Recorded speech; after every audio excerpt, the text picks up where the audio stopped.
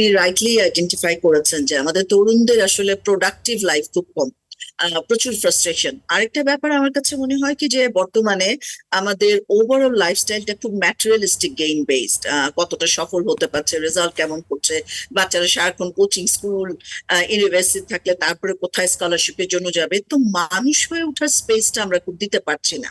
দ্বিতীয় ব্যাপার হচ্ছে যেটা আপনি বললেন যে আগে কিন্তু একাডেমিক ইনস্টিটিউশন গুলোতে প্রচুর ধরনের কালচারাল অ্যাক্টিভিটিস ছিল, এখনো আছে। এবং আমি দেখেছি যে এই সময়টায় ইন জেনারেল আমার অবজারভেশন, যে এই সময়টায় ইনস্টিটিউট গুলোতে প্রচুর এই ধরনের কালচারাল অ্যাক্টিভিটিস থাকে, ডিবেট, অন্য কিছু যেখানে প্রোডাক্টিভ কিছু করার সুযোগ থাকে। সেই সময়টা কিন্তু স্টুডেন্টসদের behaviour much organised, cooperative, very inclusive. আমার কাছে মনে হয় যে আমরা যেরকম চাই, খুব প্রাণবন্ত। কিছুদিন আগে আমি একটা লেকচার দিতে গিয়েছিলাম, কয়েকটা প্রাইভেট পাবলিক ইউনিভার্সিটি স্টুডেন্টরা ছিল। আমরা ডেমোক্রেসি, জেন্ডার, ইউথ নিয়ে কথা বলছিলাম। তো প্রোগ্রামটার পরেই আমি বললাম যে আমার কাছে খুব মন খারাপ লেগেছে যে বাচ্চারা খুব মন মরা হয়ে বসেছিল।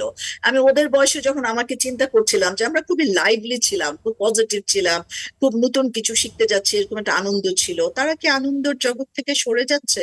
তো আমার কাছে মনে হয় দুটো জিনিস আইডেন্টিফাই করা দরকার। আমাদের এই এখনকার একাডেমিক সিস্টেম, যেটা খুবই রেজাল্ট বেসড, বুক বেসড, এই জায়গাগুলো থেকে বের করে বাচ্চাদেরকে কিভাবে মোর হ্যাপি, প্রোডাক্টিভ একটা এনভায়রনমেন্টে আনা যায়।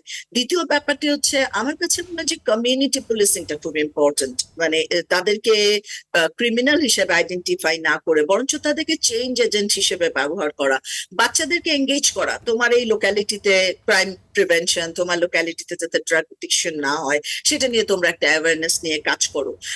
আমরা দেখছি আজকাল প্রচুর সুইসাইড করছে তরুণরা, খুবই একটা স্যাড ব্যাপার, প্রায় প্রায় দিনই দেখছি। তার মানে হচ্ছে ওদের কিছু unmet, unheard, unseen pain, sufferings আছে, যেটা আমরা সোসাইটি থেকে, সেটা রাইট, পরিবার বলি, শিক্ষক বলি, আমরা অ্যাড্রেস করতে পারছি না। তো আমার কাছে মনে রাইট। হয় যে ইউথ বেসড কমিউনিটি অর্গানাইজেশন দরকার, যেখানে তারা তাদের ক্রাইসিস গুলো নিয়ে কথা বলতে পারে।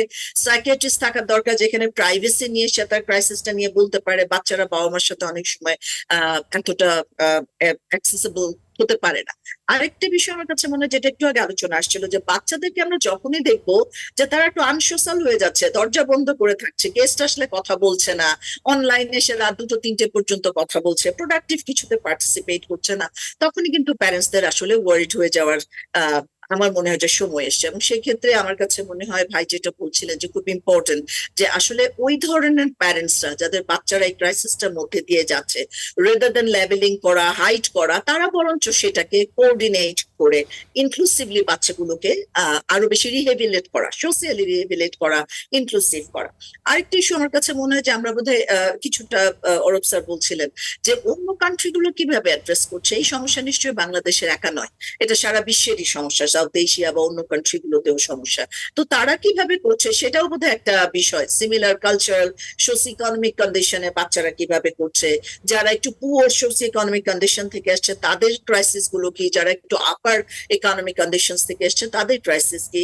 আমার কাছে মনে হয় নিড বেসড, গ্রুপ বেসড একটা কমিউনিটি অ্যাপ্রোচ দরকার। এবং অবভিয়াসলি যেটা বলা হয়েছে, রিহেব সেন্টার গুলো যেন চার দেয়ালের মতো না হয়, সেগুলো যেন তাদের মননকে বিকাশ করা, ফিরে আসার একটা পথ তৈরি করে।